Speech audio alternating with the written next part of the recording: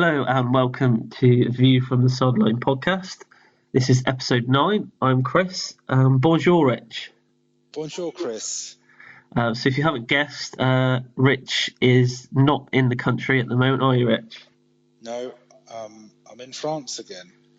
So I think it was episode 2, I think you were in France last time. I was just trying to remember. Yeah, I think it was. Yeah, so 2 and 8. So, Not there's Rich, any meaning to it. Rich, you're going to just tell us what is going on this week on the podcast. Yes, so this week's episode is a bit of a special because there was no Premier League games at the weekend, but there was some EFL action, so we'll be talking about that. So also this week it's my turn to give the teaser to Chris.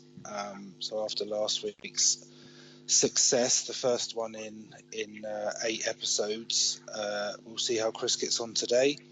Then we've got a question which has been sent in from one of our listeners, so we're going to go through that quickly. As mentioned, summary of the lower leagues. Then we'll go into the first of our 2 special topics for this episode, which is myself and Chris talking about our journey through football, sort of most memorable events. Then in part 2, we'll come back for our second special topic, which is around the pressure that's on managers in today's game. So that should be quite interesting. And then we'll finish off by just covering the predictions because they're back this week for the coming weekend's games. And then we'll let you know what's coming up next week and ways to get in touch and give us your views. Okay, Rich. So I'll get straight into I think I'll give you the teaser first, Chris. You're going to do the teaser first. Well, yeah. No pressure really this week, is there? Because I think I gave you quite an easy one last week, so I'm hoping that you've reciprocated. Well, I was going to, but I've added a last-minute dimension to it, which makes it a bit trickier. Because I was worried it was a bit easier, a bit too easy for you. All right, go on then. So, I would like you to tell me the current 2 Premier League grounds that have the smallest capacity. So the original question was going to be the Premier League ground with the smallest capacity. Right, but the additional dimension is to give me the second lowest capacity.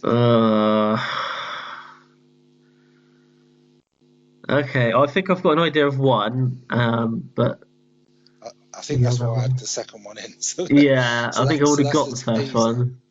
Okay, all right, okay. Well, do you want to go on with I'll have a think. And what's this listener question that you have? Yeah, so it was something that someone who listens to the podcast who had a question, and they just wanted to get our views on it. And I thought it was quite an interesting question.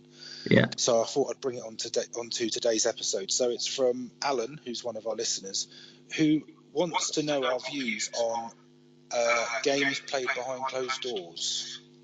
So with England's game on Friday night against Croatia, with no spectators allowed in. I'm not sure if you watched it, but I didn't. I've seen highlights, and I must admit it was quite a bit. It's like almost like an eerie atmosphere, isn't it? You can hear literally everything on the pitch. But I think it's just rare. Strange. I mean, it's rare, but in other European countries it might be a bit more regular. It was probably norm for some of the like Eastern European rival games. I would have thought that it's probably a bit more common. But what effect do you think it has on the players? I think it must. For them, like you said, it's very rare. So I don't think you can actually prepare too much for it. Yeah, it's a good question. It is a good question. I think I find the whole situation quite strange. Because you could hear the ball. You could hear the ball being passed around, which is quite weird. Because you normally only get that if you're actually at the game. So I suppose in a way it was almost like you were kind of like having a one-man show, really. You were there, sat on your own in the ground, watching the game on your own. It's almost for fans, but I would imagine it's very different for players. But as far as I'm aware, there were fans outside the ground singing, weren't there? From what I hear, there was still England fans travelled. in the stadium, it was just press. I think just press and officials. For a commentator, commentary was odd as well. Yeah, because you would almost feed off the crowd most of the time. Yeah, so I suppose it's hard to hype up a game without that crowd. And sometimes, in football they got that cliche of like the crowd is like the 12th man sometimes.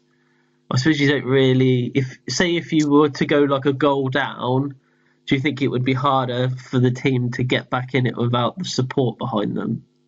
I suppose there's a lot that you could, probably. Like mentality-wise. I would have thought that. I'd imagine so, but they're just not used to it, are they? So it must be like a training game, like during the week. Yeah, it was. I'm not gonna lie.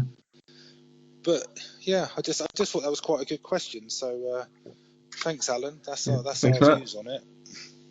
Maybe has Alan got any views on it? Alan, if you want to let us know what you thought of it. Well, I'll ask him. And we'll get his views for next week. All right, cool. All right, Rich.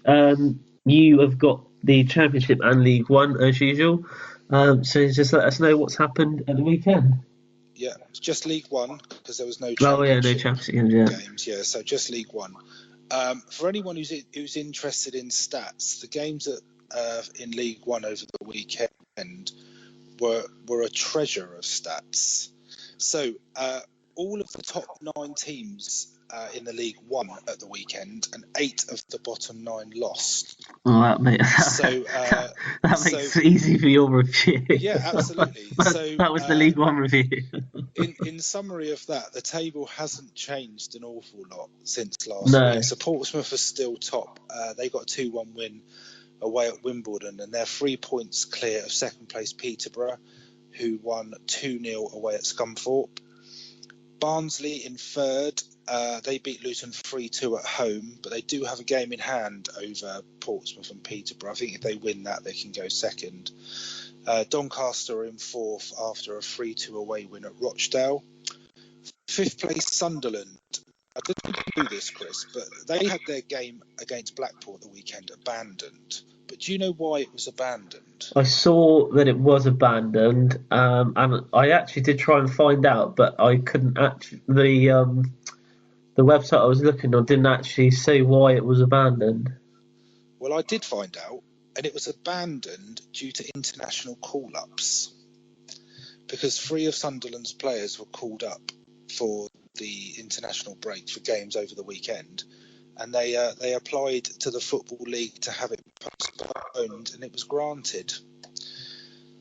So that's probably not something you hear of that often in League One. But I guess you say that I've got a surprise for you in League Two. Then carry on. Oh, is it Yeovil related? Carry on. So yeah, on that game, so Blackpool, they're 14th at the moment, and something I found quite interesting. They're sitting in 14th, but they've only lost 1 game this season. They must have drawn a lot of games. They've drawn 7 of the 11 games that they've played so far. So giving them 3 wins, but yeah, only 1 defeat so far. Moving on, Accrington make up the final playoff place in 6th. They got a 3-1 home win against Bradford. Now onto the bottom 4. So Bristol Rovers are the first team in the relegation zone. Are they from safety? They're not bottom then. No, they take up the first relegation place. That's a shame, but never mind. They lost 1-0 away to Burton. Bradford are 1 place below them. They lost 3-1 to Accrington. Oxford are now off the bottom after a 2-0 home win against Plymouth, and Plymouth are bottom, aren't they? Bottom. Yeah, they are, and they're 4 points from safety and now 2 adrift from Oxford. I'm not oversure. My last fact on League One is there was no draws. No draws in the weekend games. Have Plymouth won a game yet? I don't think they have they? I'm not sure. I don't think they have, no. They're definitely in single-digit points. So they're in trouble. That's League One. So full of stats, full of facts this week. So League Two, Lincoln remain top after their huge win away to Port Vale. They won that by 6-2. 6 different goal scorers for Lincoln, although one of them was an own goal. 6 different goal scorers, which you don't often see. They are ahead now by 4 points. Exeter in second beat Swindon by 2-0. And third place Newport also recorded a win at home to Stevenage. Now, Newport won this game in the 98th minute. That's some injury time. And they scored the first goal they scored was in the first minute. So they scored in the first minute and the 98th minute. So, well, that's the way to do it, I guess. Yeah. If you're going to win. 8 minutes of stuff. You'd be gutted. If you were Stevenage, you'd be gutted with that. Yeah, you would be.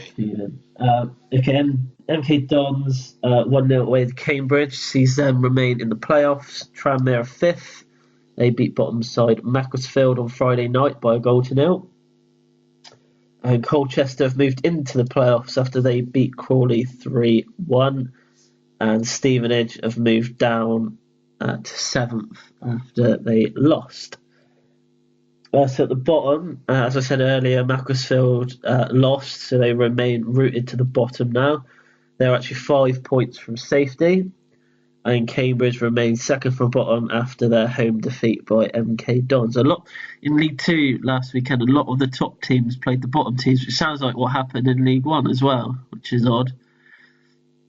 I think 3 of the top 6 played 3 of the bottom 5, so... Yeah, I think from last week's review, I think that was the case. There's a gap. There's a gap developing in these two leagues between the top. So you mentioned that the Sunderland game was called off.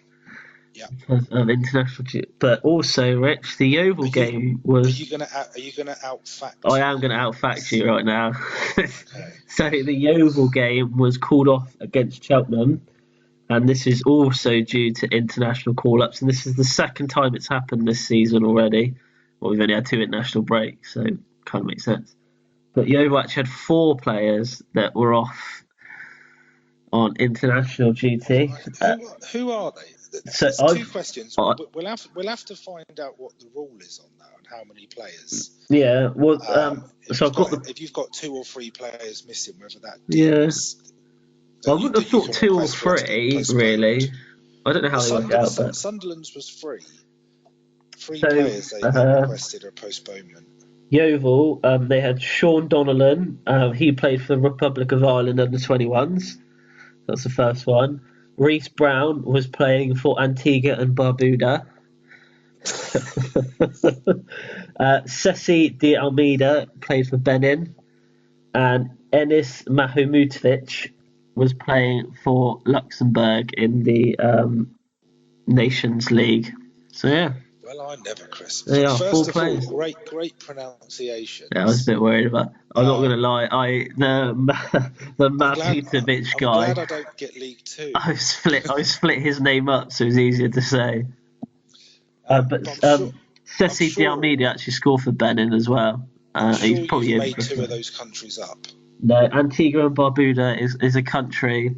Benin and Luxembourg, both countries as well. But yeah, so sorry, Rich, I did outfact you. On that one. Just quickly, just on the Nations League, while you mentioned it there, did you see the Gibraltar result at the weekend? So I actually read about this earlier. So they've won 2 in a row now after not winning at all for 22 games, isn't it? They've won twice. I think that's their first competitive points. Yeah. So I didn't realise this, but if you finish top, you get a place in Euro 2020. I didn't realise that. What, top of the group? Yeah, if you finish top of your group, you get a place in Euro 2020. Because it says on safe with Gibraltar not finishing top. Well, they're 3 points behind Macedonia now, so who knows? But a good win for them. It was also the first time they've actually scored 2 goals in a game. So. They'll be playing for Yeovil next. Sign them up, mate. Sign them up. Yeah, sign them up. Yeah. Okay, so that was the roundup of the only 2 leagues this time around League 1, League 2. But Premier League, Championship both return next weekend, so we'll be reviewing them again. Okay, so I think we're ready for our first topic. So the first topic is a bit about sort of our journeys into football. So this is going to be probably a bit about ourselves, how we got the teams that we support, involvement in football, games we've seen. So I'll kick off if you don't mind. Of course, Chris, go ahead. Yeah, that was a pun, Rich. Did you? Yeah. Yeah, I purposely ignored it. Don't ignore them. Okay, so yeah, basically, well, I've kind of liked football ever since I really remember. There's not really a time that I can actually think that I've not liked football. But as you're probably aware, the team that I support is Chelsea. I also support my local team, Yeovil, as well. So the Chelsea. Sorry.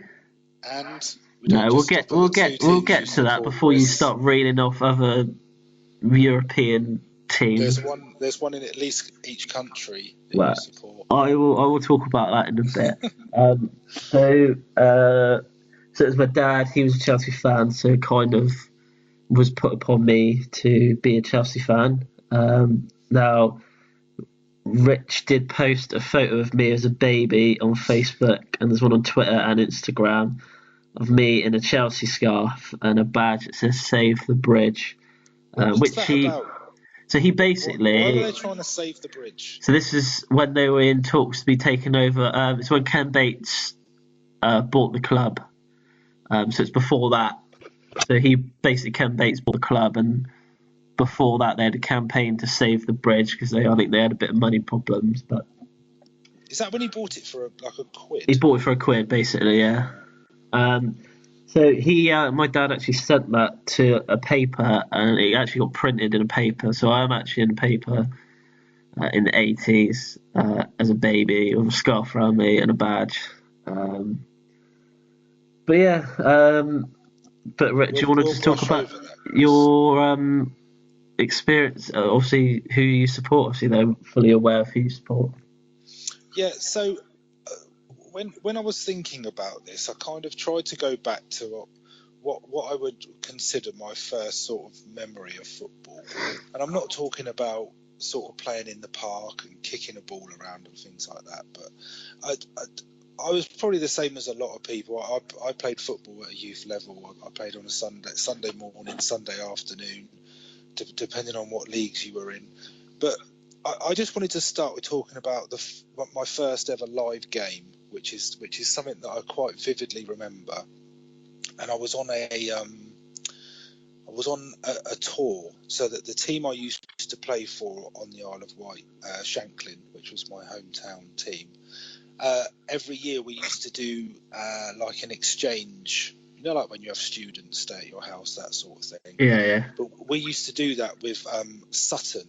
So Sutton United, we used to do it with their youth teams. So we would go and stay at their house and like play each other. And the whole squad in one house?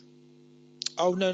We'd be sort of paired up, and then we would go and stay with the like one of their players' family, and then the year after they would come down and do it for us. I bet they love coming to the Isle of Wight. Oh yeah, of course. Who wouldn't? But actually, Sutton was quite enjoyable, to be honest. They were always quite competitive games. I think if I remember rightly, we used to win the majority of them. But during one of these said tours, we went to Vicarage Road, and we watched. It was in March of 1988, so I've managed to dig the details out. It was Watford against Southampton, and Southampton won 1-0. And I think we had seats sort of like 2 or 3 rows from the front. But as it was sort of like the first live action you'd ever seen, and bearing in mind that the difference in age between us, Chris, this was the time when you used to check teletext for I am aware what teletext is for results, and it was never on telly. It was pretty much the FA Cup final, and I'm not even sure if Match of the Day was on. It must have been. on a Saturday. But yeah, that was my first sort of experience of live football, and it just seemed extremely strange at the time. And even more strange going home seeing the highlights on telly for a Did you try and find yourself? Are you trying to look for yourself on telly? You couldn't pause telly in those days. Oh, right. You'd have to press record on the VCR and then do the old fast forward and rewind, which would take you too long. But no, I didn't. I don't remember seeing myself on telly.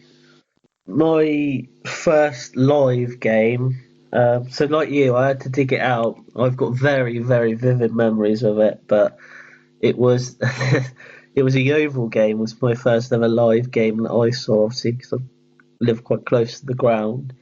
And this was in the 96-97 season, so I would have been 9-10 years old. And it was an Itchman's Premier League match. And it was how old when was it, sorry? 96-97. I was been then, Chris, and you were going to your first match. Yeah, so it was Yeovil versus Purfleet Town. Yeovil won it 4-3, so I got to see a lot of goals in my first game. But I just remember being there and the atmosphere. It's almost like something that you've never really experienced before. But this would have been. What would the crowd have been? It would have been quite low, because this was pre when they got to the conference. It was the year after that they got promoted to the conference, so it was the league. So it would have been now. It would be Conference South, I would have thought, the league that they were in. I think then they had a big rise. The Watford Saints game that I looked at, I think the attendance was just under 10. Was it? Or something like that, yeah. Which I guess at the time was probably quite a lot. And then, I think my dad took me to that game just to test if I'd actually sit there and watch it. Wasn't allowed to stand, because I'm not sure if you're aware, but at Hewish Park, where you play, the two ends behind the goal, home and away, are actually standing. But still. Yeah, still standing. Yeah, standing. Great. There is a great atmosphere. I've got some really good memories of being in that, but I'll come on to that a bit later. My first Chelsea game that I saw, I think it was a couple of years after. It was an FA Cup quarter-final game against Gillingham at Stamford Bridge. It was the first time I'd been to. Also been to the Oval Ground a few times, but then it was, going from like a 9,000 capacity stadium to probably at the time about 35,000. It was quite big, but Chelsea won that game 5-0.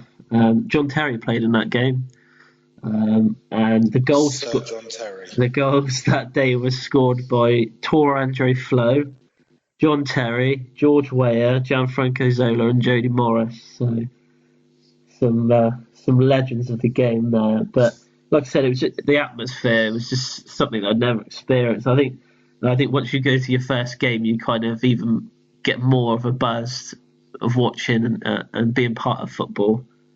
Yeah, I completely agree with you. I think that's so to kind of mirror that. My first Spurs game was September '89. So it was just after my 9th birthday. But the issue we always had was living on the Isle of Wight. It was always that bit more difficult to get anywhere, because you had to get off the island. No. Do they have an actual league on the Isle of Wight for adults? Of course they do. They do. So is it like the Isle of Wight League, or do they play teams? Yeah, is that a serious question? It's a serious question. I honestly don't. Or are they part of the English leagues? I honestly don't know. No, yeah, they've got their own. They've got their own leagues. My brother still plays. He's gone back to Shanklin, so he plays in Golf Shanklin first team. Yeah, he's also the groundsman, the social media manager, and he holds other roles. So he sits on the ride-on mower and cuts the grass. Does he want a job? He's got a job. I've got a job for him. He's head's groundsman. He's got a lot of jobs. Yeah, he's all right. But yeah, so speaking of my brother, so it's myself, my brother, and my dad that went up to this, and it was Spurs against QPR, and it finished 3-2. And the overriding memory, I've got two overriding memories of that game. The first first one was seeing Gazza play, because he was at Spurs. Oh yeah, you would have seen him play. I bet that was good. Even at that age, so I'd only just turned 9. It was like watching something completely different to anything else that was on the pitch. It was almost as if he had the ball on a bit of a string tied to his boot, and he was so good. And I think it's almost like you had to see it live to realise how good he was, because I know the troubles that he's having now, and with injuries, and how his career almost petered out. He was that good. He was one of the best players that this country's ever produced, without a shadow of a doubt. It was an honour to watch him play. It was that good. But the other thing that I remember about that game is we left before the end, and I remember stood on the overground station opposite White Hart Lane, and there was this almighty roar, because it was 2-2 when we left. Yeah. And in like the dying seconds, Gary Lineker got the winner, and I think the station's probably, I don't know, it's not that far away from where, it's probably like a 2-minute walk from the ground, but the noise was just deafening. And they won 3-2, so I was a bit gutted we missed the last goal. But yeah, a great experience. You get, especially coming from the Isle of Wight, you get all the travel with the tube and the travel up to London, and that the ferry's certainly not the most exciting part, but it's more of a full day out, I think, because you're travelling from so far away. But I guess it's the same for anyone travelling that distance. It sort of makes the day. But yeah, what a game, and just a bit gutted we missed the last goal. But that was my first experience of a live Spurs game. So with, obviously, you said Gazza was something like you've never seen before. A few players that I've seen live, I think that I think, like you said, you've got to be there to believe that they are actually that good. So one of the players was Zola, Gianfranco Zola. Quality player. What a player he was. He's what he could do with the ball. And he wasn't the biggest of players, but he could hold his own. He could, some of the tricks he could pull out, it was just unbelievable. And nothing really at that time that the Premier League sort of had. And also Drogba. Just remind me, Chris, with Zola, was he already sort of world class, if you like, when he came to Chelsea? Yeah, he was. Yeah, because he came from Parma, I believe. I think he had already made a name for himself in Italy, but yeah, I think he showcased some very good skill. He reminds me a bit of Hazard. I remember. I didn't see this live, but I remember seeing it on TV. Chelsea played Norwich, and a corner came in, and he sort of like back-heeled it. He jumped and back-heeled it, and it went in the back of the net. And it was kind of like, would any other player at that time think to do that? It was just, probably. I think everybody remembers that goal. Yeah, other players as well that I've seen live, Drogba. I think he's probably, although Zola, I love watching him. I think Drogba's probably my favourite ever player for Chelsea. I just think he was a great player. He was the sort of player that I think every other club wished they had. Because when obviously we bought him from France, we bought him from Marseille. He'd had a good season, and I think he'd been noticed because he had a good season in the UEFA Cup when it was then, and Chelsea bought him, and he was so strong. It was just he was so good to watch, and every time the ball went into him, you always thought that he could do something, whether he could get a corner, he could score a goal, and he was just so strong as well. But I'm pretty sure that's, well, in my view anyway, I almost think that's the sort of player that Chelsea missed today. Oh yeah, he basically someone like a Drogba or a Costa. Yeah, exactly. I seen a video earlier of all Costa's goals at Chelsea, and I actually sat there and I actually felt a bit sad for about 5 minutes that we'd actually lost that. You should have watched Morata's. That would have lasted about 15 seconds to watch all his goals. Could have saved all that time, Chris. Thanks for that, mate. But right, I'm moving on. Lampard as well, quality player. Just watching him ping the ball around, left, right, and centre. It was just some of the passes that he made were unbelievable. I've seen Fernando Torres score a hat trick live as well. Now, for Chelsea. I can tell you 40,000 people that have been there as well. But who was that against? QPR. I think they won 6-0. I think it was 6-0. But he scored a hat trick. I've been to see a few Chelsea games where the league or FA Cup. League. It was in the league. It was when QPR were in the league. I've seen Lampard score 4 goals against Derby. That was pretty special. I've seen Chelsea beat Aston Villa 8-0 as well. I've had some good experiences going up to there. And goals, Chris. I think that must be their lucky charm. Well, yeah, I thought that until 2 seasons ago. I actually seen them lose for the first time against Bournemouth 1-0. I tell you what, maybe not so lucky. I've never experienced the team. Well, I've experienced the Oval lose a few times, but obviously when you travel to see someone like Chelsea, you take the train. It takes like 3 hours to get there, and then you got to go home. And the ride home is very, very different to the ride going up. But I think it comes with the experience. It comes with the experience. If your team loses at the weekend, it almost ruins your weekend. Yeah. But if you actually go and watch them play and they lose, I think it's even worse. Yeah, but like obviously we all watch football on TV. Some people watch it more than others. Probably I'm one of those people. And when I was going through a lot of the like you keep old programs and stuff. Another one for me, which I was surprised about actually when I read about it. So when in the late 80s, I went to Wembley for what I didn't realise at the time. And I completely forgot about it, I think, until I saw the programme, was a World Cup qualifier, England-Poland. England won 3-0. And I remember Lineker scoring in that goal. He took it round the keeper and then he put it in from a tightish angle.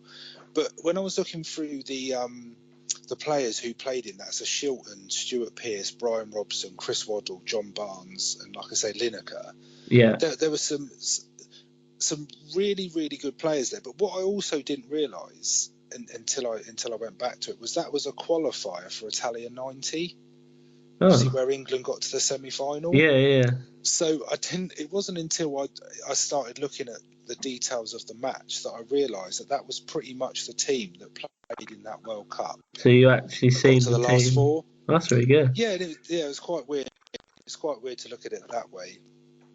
But just talking about players, I did see Ronaldo. I saw Ronaldo when he was at United. I went up to Old Trafford. They played Fulham and won 1-0. And he scored the goal. He scored the only goal. If I remember rightly, it was sort of a half volley from just outside the box. Really good goal.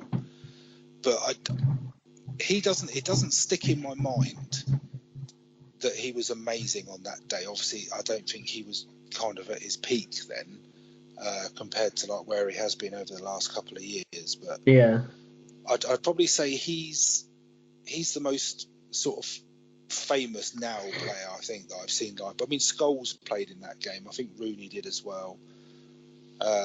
Alan Smith played, if I remember right. who's been in the news a lot lately. Yeah. But that was a good game. For a 1-0, that was a good game. But experiencing a game at Old Trafford is something quite special, really. Obviously, not being a United fan. But yeah, it's good. It's good to experience that. But on the flip side, so another thing that crossed my mind was I've been in the away end at both Portsmouth and Southampton watching Spurs play, where you obviously had to keep very quiet, being a sort of away team fan in the home end. Spurs lost 4-0 when I when I went to watch them at St Mary's against Saints, a friend of mine who I used to work with, his dad had some tickets and we went, and I remember walking home very upset. That was I think Teddy Sheringham was it was I think it was the third round of the FA Cup. Yeah, they got totally battered. Oh dear, I've seen Chelsea. Lost 4-0. Yeah, I've seen Chelsea play at St Mary's. I've seen Yeovil play at St Mary's as well, actually. It's not a bad stadium. It's pretty new, isn't it? The one thing that stuck out for me at the Portsmouth one, and I think we've spoken about this, but the reason I'm going to mention it is because he's doing a new podcast at the moment, Peter Crouch. Yeah. He was playing for Spurs when I went down to Fratton Park, and Spurs won 2-1. I was so surprised at how good Peter Crouch was. He's a very good player. I think there's this sort of perception because of his height that all he gives you is you sort of hit the diagonal balls or you get the crosses into the box and he's just going to head them in. Yeah, but he's still playing now, isn't he? Yeah, he is for Stoke. He's got such a good touch for someone of his size. He's actually a really, really skillful footballer. I was really surprised by it. Can you remember the goal he scored against Man City when he was outside the box? He flicked it and then hit it on the volley. Yeah, right over the one goal I remember he scored against Man City was for Spurs that got us in the Champions League. If you remember when we beat them 1-0 at the Etihad. Brent Redknapp was. He's got one of the best goals to games ratios for England as well, hasn't he? I think he has. Yeah. He has, yeah. It's like one in every other game. I think it works out. It's pretty good. He has got a really good record, but someone that probably the most surprising player I've seen live was Peter Crouch. So, football on TV. Do you watch a lot of football, Rich? On TV? I'd say so. I watch an average amount, I'd say. So I read more about it than watch it. I would say in the last sort of 4 years, I've become an avid watcher of A-League football, which Rich is fully aware of. Speed this bit up, Chris. So I think it was about 4 or 5 years ago. I got up early because the games were on, obviously 7 in the morning, and I just turned on BT Sport and it was on, and I knew the A-League was there, but I'd never watched it, and I got quite into it actually. So much so that I've actually adopted a team in Australia. Which is? Perth Glory. So yeah. Are they any good? Are they top mid-table? No, didn't have a very good season last season. Finished about 3 off the bottom, I think it was in the end. Can you tell us any players, Chris? I can. Because can you remember a Premier League player called Andy Keogh? Yes. Yeah, he's playing for him. I think he played for Wolves. He's been there for 3 or 4 seasons now.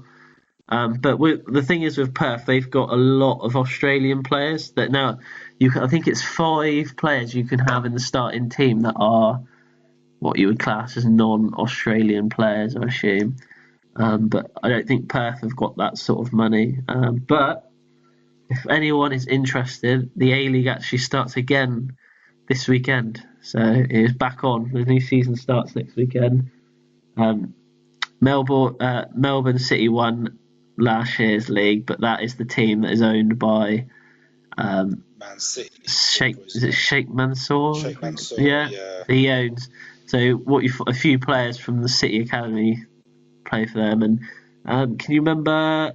What's his name? That's a hell of a loan spell, isn't it? If you went out there on loan. McCormack. What's his name that played for Villa? Ross McCormack. He was playing in the A-League last season as well. He was on loan with them. Yeah. They've had a few good players out there. I remember Del Piero being in it. Am I right in saying so that was when it kind of got a bit more attention. So Del Piero went there, and Emil Heskey went there? He played for Newcastle Jets, yeah. So they both signed for an A-League team on the same day, and they both got unveiled at the same time. And there was a Brazilian guy as well. You've got to be gutted if you're Heskey.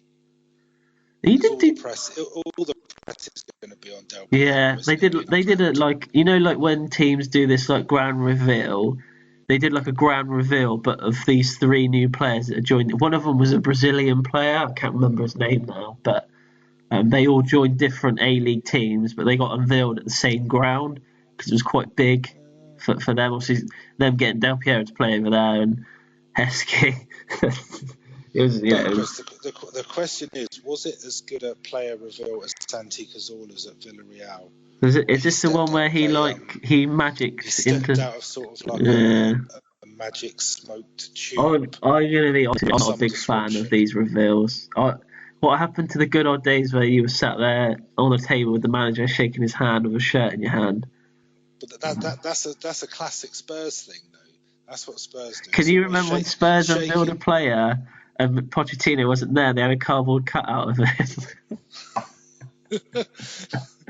It's different around the world, isn't it? I think in England, I know we're going slightly off topic, but in England, it's almost you hold the shirt up, don't you? In Spain, you go onto the pitch and do keepy uppies. You do you do 5 keepy uppies, don't you? And if you fail, you get blasted in the Spanish media that you can't do 5 keepy.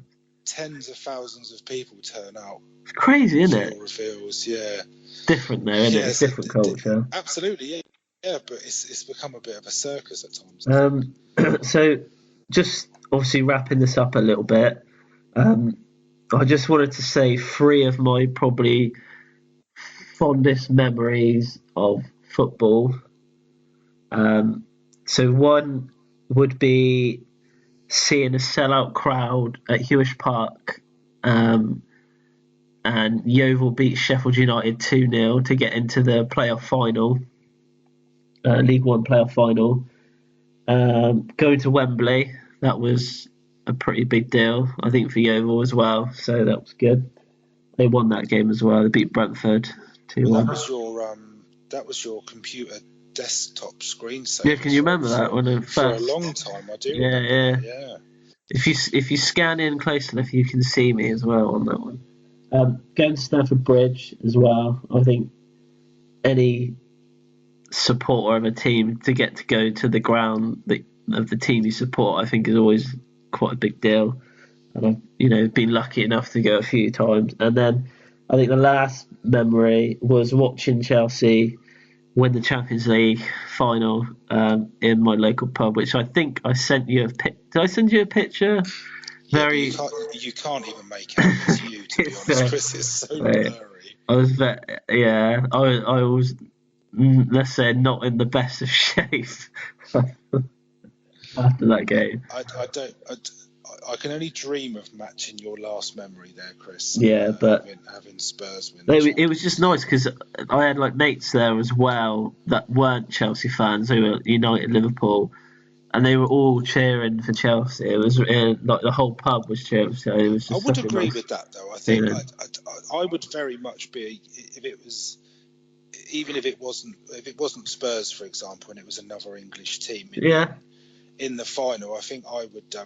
Actually, let me take that back, because wasn't that the year that Spurs didn't get, although they finished 4th, they didn't get Champions League and Chelsea won it? Yeah, that was because Chelsea won it. Yeah, no.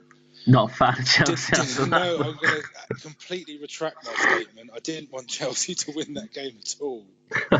I did think a lot of people thought Chelsea, and to be honest with you, when Muller scored, it was Bayern Munich, wasn't it? I think they were heavy favourites. And it was at Munich. It was in Munich as well. Yeah. So when Drogba got. So Drogba scored a head. I remember when Drogba scored that head. I think I was on my knees. I think at one point, but it was a night to remember. Not that I remember a lot of it, but I think I'd started drinking quite early on in the day. But I think that's what it's all about. Those big occasions. I think being around other people, I think it kind of makes. I think the World Cup even showed that sort of in Russia a few months back. I love the World Cup. I know a lot of people before the World Cup were like, oh, they just get knocked out. I think that's the English way. I think you always go out with sort of pessimism. I think they overachieved.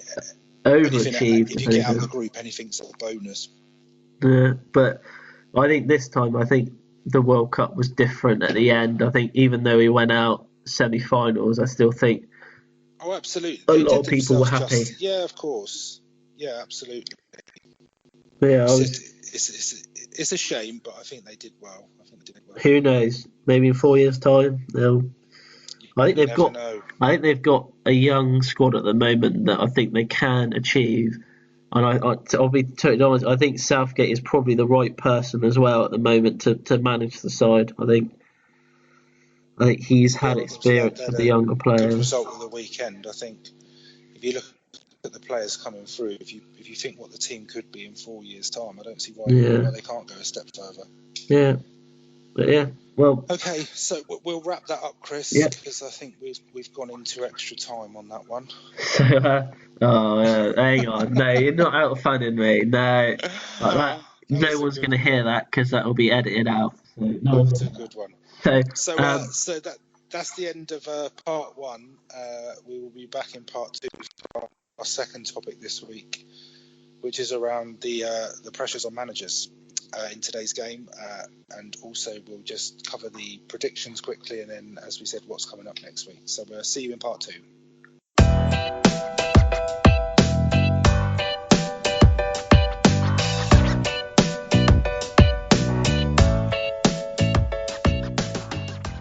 Welcome back to part two of the podcast, and we're going to get straight into our second topic of the day, which is pressures on managers in today's game.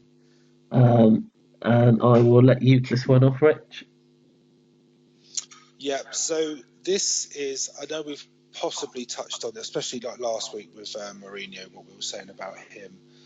But I think this is something that's always been there in football.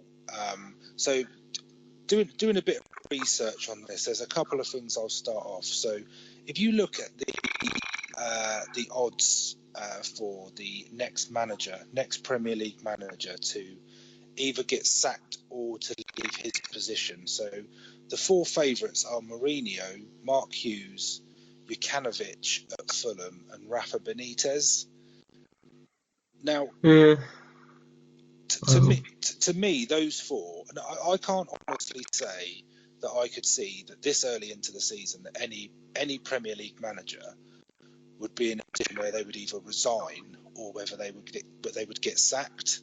I think with Mourinho, so Mourinho's favourite at the moment to be the next manager to leave. And I know there's been an awful lot of press about it. We spoke about it last week, and everything that's going on around him. And for me, like we touched on last week, it's a bit of a mixed bag. So I'm not hugely convinced that it's his fault. I think there's not 100% his fault at all. Yeah, absolutely. But then if you go on, so if you look at Mark Hughes, for example, so Mark Hughes came in towards the back end of last season at Saints. They were struggling. There was a real risk that they could get relegated.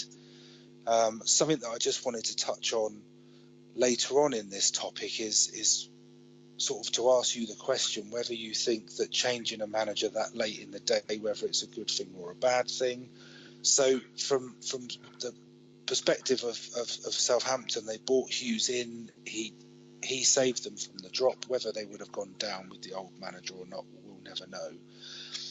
But I can't.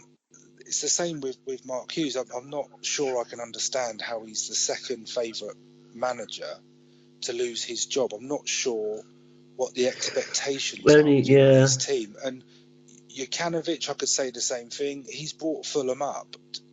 Going from the Championship to the Premier League is a huge step. Big deal now, isn't it? Yeah. So I know someone's got to be favourite, and there's got to be some sort of order to this. The only one I could possibly understand is Rafa Benitez, and I think that's purely from a fact that I think he's probably had enough. Do you think he's more likely to walk than get sacked? Yeah, I do. Because of the money? Yeah, I do. Because I think that the fans are sort of frustrated enough with Mike Ashley and what's going on at the club at the moment. If they were to sack Benitez, who, I don't know, I guess, is he their only shining light at the moment? Yeah. Do you think if you're a Newcastle fan, if Rafa walks, do you blame Rafa at all, or do you think, well, No, I don't he's think you done do. he's done what he can do? But how his hands are almost tied. But this Yeah, is kind of, I think this is the point that we're going to discuss, because what are the expectations of the Newcastle fans and the Newcastle board? Because realistically, if they're not putting money to improve the team, and they've got an okay squad, but if we're being honest, I'm not sure it's a Premier League squad. What is their expectation? So how can he be under pressure? Because he's not a miracle worker. I think. If Yeah, you put Pep Guardiola in charge of that team, are they going to be much better? I wouldn't have thought so. I'm not sure. Not convinced. It's kind of, I don't understand the pressure that can be on managers that quickly. I just don't. Sorry, Yeah. Chris, just to put something. So, are you surprised that Mourinho is the 8th longest serving manager in the Premier League? It's crazy, isn't it, when you think about it? Like, when I read that, I couldn't believe it. Eddie Howe is the number one, isn't he? Yeah, 5.5 years since Arsene Wenger left. But since, just to give you another stat, so since the Premier League started, on average, 8 teams have made a managerial change each season. So whether that's a sacking, a manager resigning, or like Alex Ferguson retiring, but eight teams a year since the Premier League started have changed their manager. So, I think there's one season, I think it was when Pochettino went to Spurs, that Villas-Boas was sacked at Spurs. Tim Sherwood took over. He was sacked. Pochettino left Saints and went to Spurs, all in the space of about 5 months, I think. It just seems a bit too much for me at the moment. I think it would harm the team as well. I think having that many managers, I think it can't do anything for the players themselves. But I think that's the other side of the argument, Chris. So I'll go back.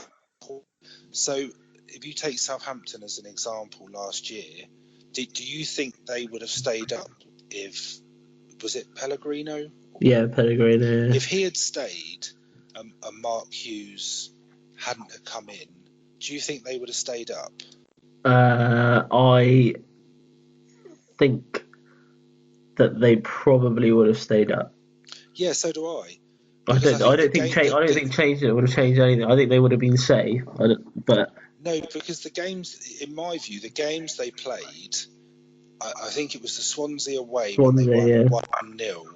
I think they probably would have won that if Hughes wasn't in charge at all. I know they got to the semi-final of the FA Cup, and they beat Wigan when Mark Hughes first took over. But I kind of think that's not relevant to the discussion, because it was about them being safe in the Premier League and keeping Mark Hughes. And I've got nothing against Mark Hughes, but keeping him in charge, almost, to me, they've brought him in to save them from relegation, which he's done. Whether they would have done it without him, you'll never know. But what is the expectation for this year? And he's already under pressure because they're struggling. But if you're a Saints fan, what is it? I guess that's the question. What is it you're expecting him to do this season? What would be a good finish for Saints? Yeah. Which means Hughes isn't under pressure. So, just look at you. Obviously mentioned then about managerial sackings. This season, we've seen 10 managers sacked in the 4 leagues, 2 of which were sacked after the first weekend. So Gary Johnson lost his job at Cheltenham 2 games into the season, which I just cannot understand for the life of me why you would sack a manager after 2 games. Whether I didn't look into it, he lost 10 at the end of last season, I'm not sure, but why go through the whole of pre-season with a manager that you're not 100% sure about to then sack him 2 games into the season? It's just crazy. I can understand I can understand for example, if you have a change in ownership of the club, for example. So if someone comes along and buys the club and they've got a different... I understand that, because they might have different aspirations to what they've got a different vision. That's fine. Of maybe how they want the club to play or in what direction they want the club to go. And if the manager doesn't sort of share that vision, I can completely understand that. But I don't understand how you can be under pressure after a couple of games. So there must be something more to it, where there's been a more falling out, or they've lost the dressing room or whatever it is. But how a manager is sacked within almost like the first 6 to 8 weeks of a season, I don't understand. So it's almost like you have 3-4 losses in a row, and your job isn't safe. To me, I don't think that would happen in any other job, would it? Where you say you have a bad day at work, you ain't going to go home and think, "Oh God, am I going to be sacked in the morning?" It's just, I just don't understand. Do you think managers themselves think say you're a manager, you lose 3 games in a row? Do you think you go home and think, "Oh crikey, could lose my job here"? Yeah, probably, but that's why I don't. That's why the dreaded vote of confidence, I don't think means anything anymore.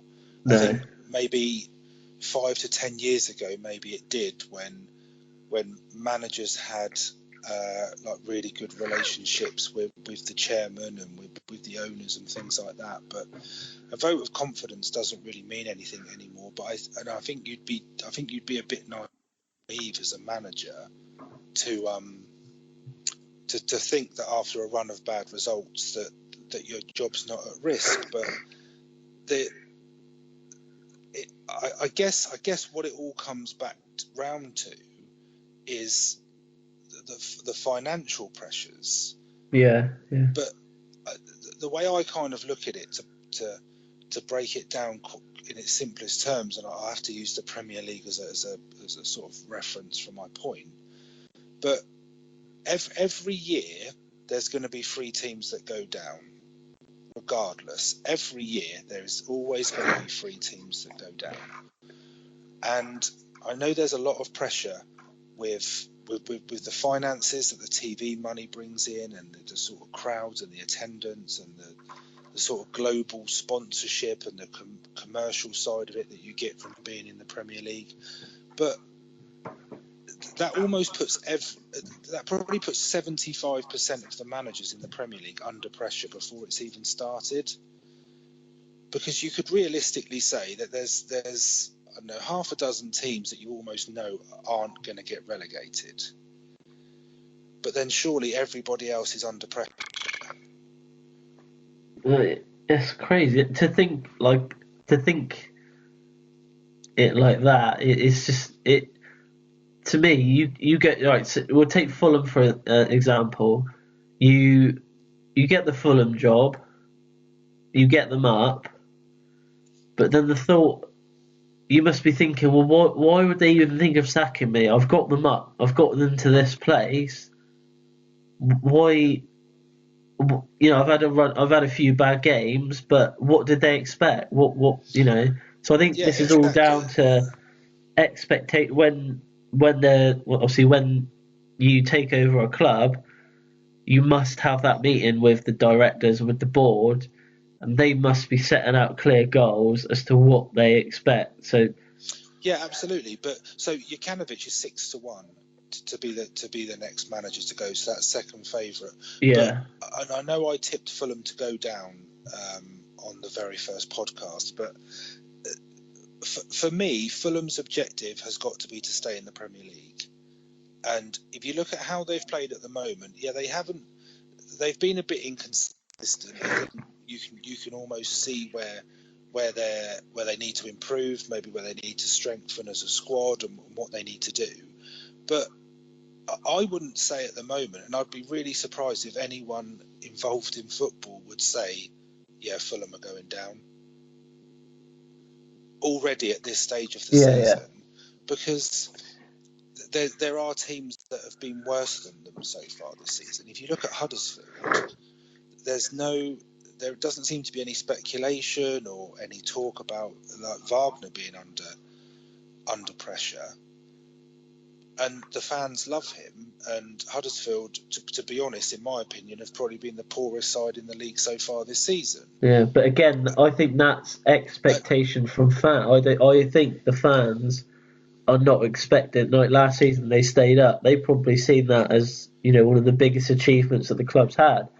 So, but is it fan pressure then? Because I think the people at the top of football clubs are they not? I'm not sure what the word is, but are they not aware enough about the realities of football to realise that after 5 or 6 games isn't enough of a barometer to then judge someone to say you lose your job by it? Maybe teams have gone too commercially driven rather than what football's about. But it's like, so an example that I thought about on the train over to France today, that the manager that came to mind was Pellegrini at West Ham.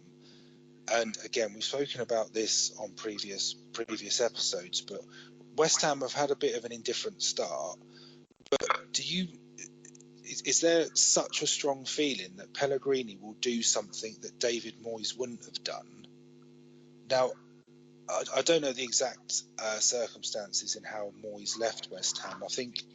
I think he was on a temporary contract and it didn't get renewed. I think that's right. I think that's what it is, yeah. From what was coming over last season, and I know they've bought a lot of players, but would Sullivan and Gould not have invested in Moyes had stayed? I don't know the full ins and outs, but I'm not convinced that he's going to do something that David Moyes wouldn't have done.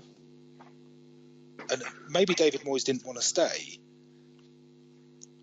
but I'd use that as an example as to say, well, and Pellegrini pressure already because he spent all this money. I think West Ham have had an indifferent start. So where does that pressure come from? I think when you break it down and segment it, you've got, as a manager, you've got pressure from the club itself, so the directors, the board. You've got pressure from fans. You've got pressure from your own players. So, and just imagine the board of directors, the fans, and the players all at the same time. It is going to be a lot for a manager to actually deal with. I think it's panic. But you'll be a lot better placed than I would to answer this. But why was Antonio Conte at Chelsea? Why did he get sacked? I feel he got sacked because he'd fallen out with players, I think. But he'd won the league. He'd won the FA Cup. So is it player power? I would probably say yes. I'd say once. If you lose one or two crucial players in that dressing room, and they are the main like the two players that are most liked within the team. So you're talking about like Hazard and Mourinho when they fell out. Exactly. That's exactly why Mourinho was sacked, because one, he fell out with key players, which then made them not perform as well as they could, and inevitably Chelsea kept losing games, and then he lost his job. So, which I think is a lot different to having pressure on you for results. So I could probably maybe understand that a bit more. So that may explain why Mourinho's top of the list for the first manager to go. It's like just said, Mourinho with Pogba. It's exactly the same. Well, yeah, exactly. He's done it again. He's basically done it again. He's fallen out with probably at the moment Manchester United's most liked player, and he's done it again. So But it's something that really frustrates me.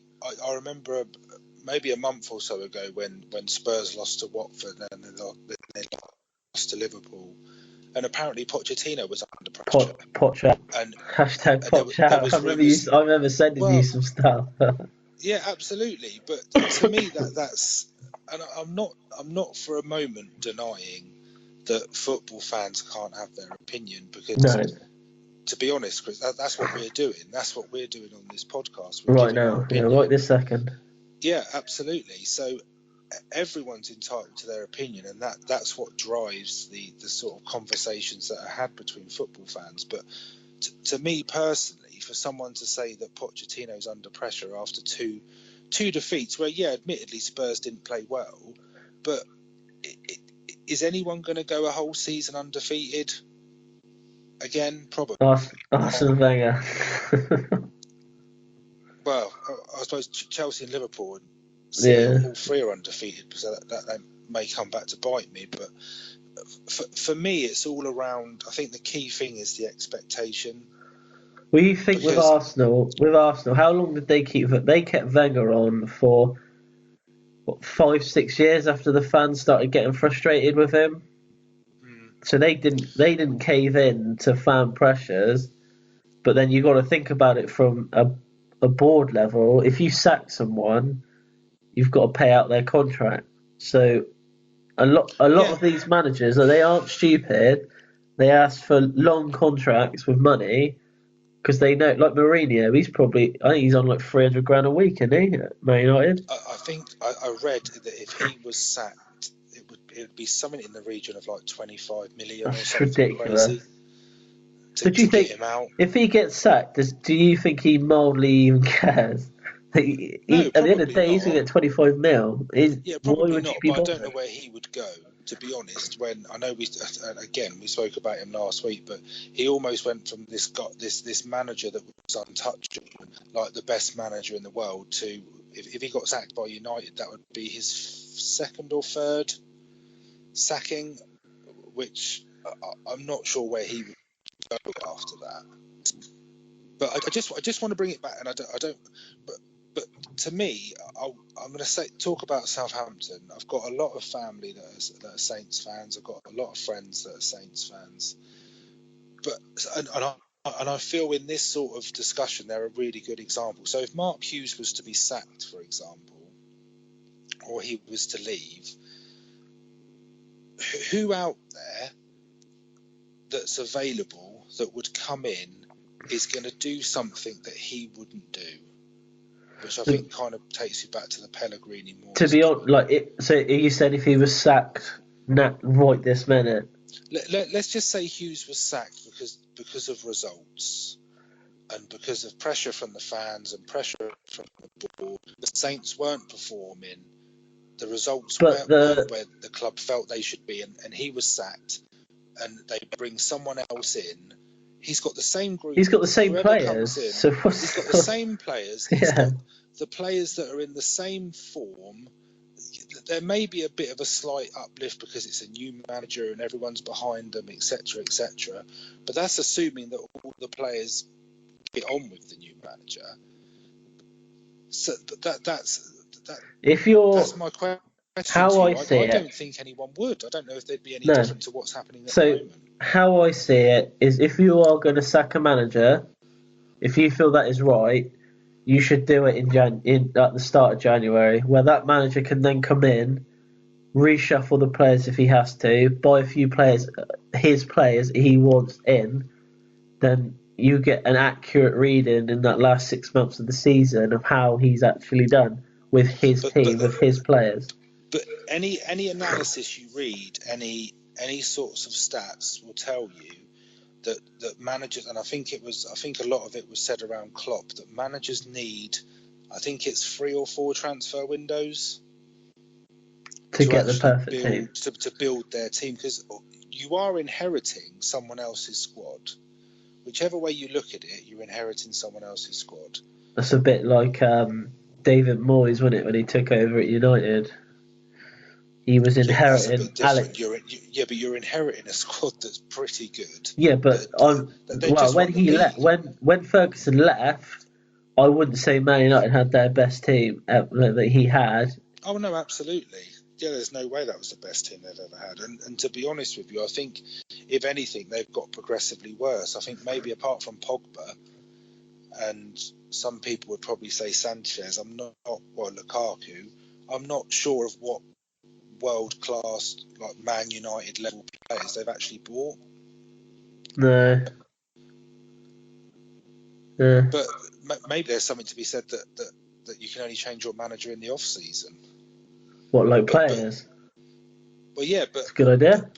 But I guess that would never happen because then clubs lose the get out of jail option, don't they, of changing their manager 3 or 4 games before the end of the season, and it having a bit of an uplift to save the club from relegation. Imagine being a Leeds fan having to name all your managers in the last 10 years. That's a whole case study. Honestly. Mate, that's going to be the teaser for next week. Yeah. Name all of Leeds' managers in the last 10 years. There are 25 in total. I couldn't name all their managers in the last 10 months. Just on a last note on this, Rich. Yeah. I've played Football Manager. I know what it's like. I get stressed out of that. I don't know how you sleep at night. Is that why you're up so early to watch the A-League? Got to scout them players, mate. You keep closing the game, saving it, closing it, and playing the same game again until you win. Behave. I'd never do that. My brother used to do that all the time. No, there's no fun in that. If you lose, you lose, isn't it? He used to win every trophy going. I was about to say, yeah. Only took him about 10 attempts to win all the trophies. But... Yeah, absolutely. I think we'll close that topic, but that's one that I think will go on and on. But that is a topic that I'd be really interested, because I know that the comments that we get in from some of the listeners, they're all supporters of different teams, so everyone would have a different view on it. So it would I would encourage people to send us your messages on that one. The culture isn't going to change overnight, is it, of sacking managers? So no, absolutely. And it will go on and on and on for a long time. To sum it up, the way football's going and the way very, very rich people are sort of just buying up Premier League clubs, it's not going to get any better, because it's a business. It needs to make money, and it won't make money if it's not competing at the highest level. Okay, so moving on to predictions this week. We had no predictions last week because of the international break. But Rich found a very special guest this week.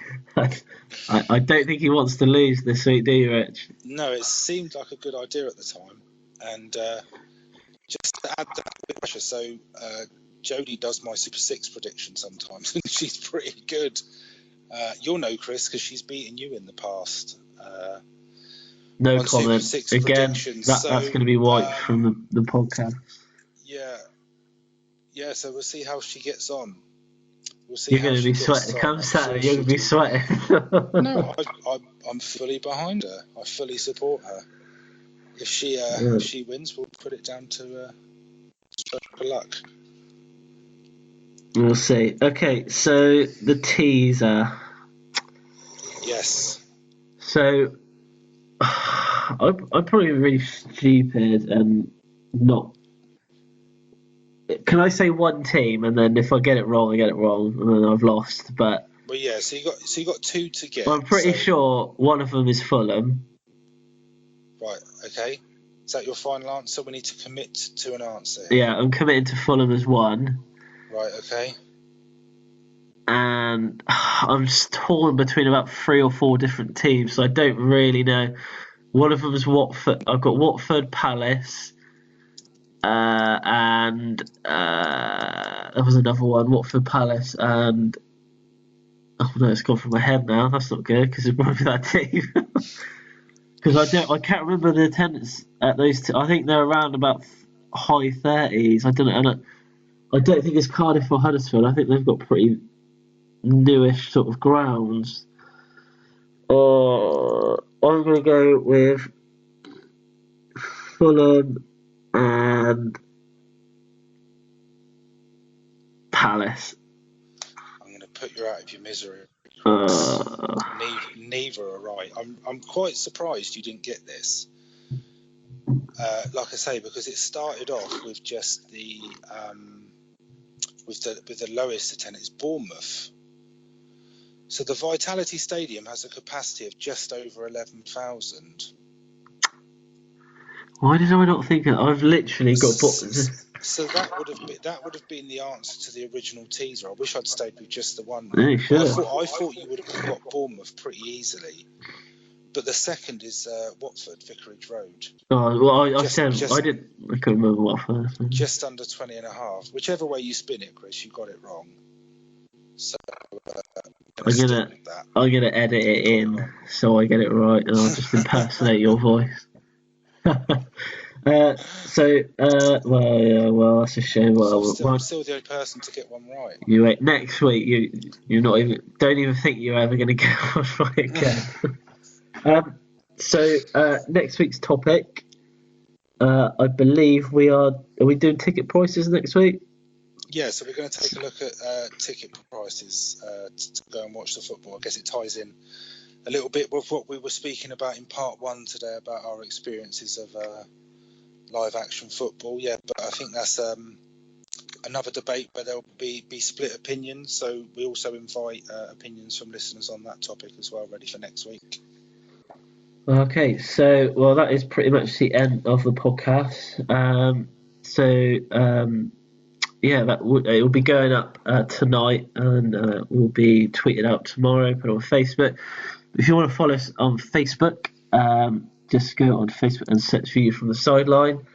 Twitter is VFTSL. Podcast on Twitter and Instagram is View from the Sideline Pod. So go like us, tweet us, send us any comments, any feedback on the podcast. I've just got two things to finish off, Chris, before we go. Go on then. If that's all right. Yeah. So the first one is about so listeners may have seen it on our social media about the fantasy football, the FA Cup fantasy football that we're launching. There'll be some more details coming out on that over the next couple of weeks. But to get in early, if anyone's interested, if they just drop us an email at viewfromthesideline@hotmail.com just to register your interest, and then we'll get all the details you need sent out to you. So you can pick the teams, and we can send you out a copy of the rules, etc. We'll be putting them on social media, like I say, over the next couple of weeks. I believe we've got prizes for that one, Chris. Is that right? We do, yes. We do, but we won't reveal them at the moment. But yeah, so that's something that we're going to run. So our first, we'll take predictions out. That's our first sort of listener competition that we're going to be running. So I just wanted to mention that. And the last thing I wanted to mention, it's not specifically related to the podcast, but I just want to give a shout out to an organisation that a few people that are involved in it, and it's not football related, and it's probably only going to be more relevant to our listeners, probably in the Southampton area or in the office we work at. Do you know where this is going, Chris? Kind of. Okay, so you approve of it then. But I just wanted to give a shout out to the B&Q Choir, which is a group of people who have formed a choir in our workplace. And I'm not necessarily very musically minded, but I have heard these guys, and they are pretty amazing, to be honest. So I just wanted to give a shout out to them, because there's a few people in the choir that have helped us with the podcast, and they've given us support along the way. So I just thought it was right to share the love a bit, just to give them a shout out. So if there's anyone who is interested in getting involved in a choir, doesn't matter what level of singing you are, again, probably more relevant to the people in the Southampton area, but on the 7th of November they are offering a free taster session for anyone that's interested in joining. So you can get full details through us. So if you're interested, drop us a line and we can point you in the direction of the right people, or if you know of the choir, give it a think if you want to join and go. Thank you. That's it, Chris. Okay, well, that is all we've got time for this week. We will see you next week, so it's goodbye from me. Yeah, and goodbye from me. Speak to you next week.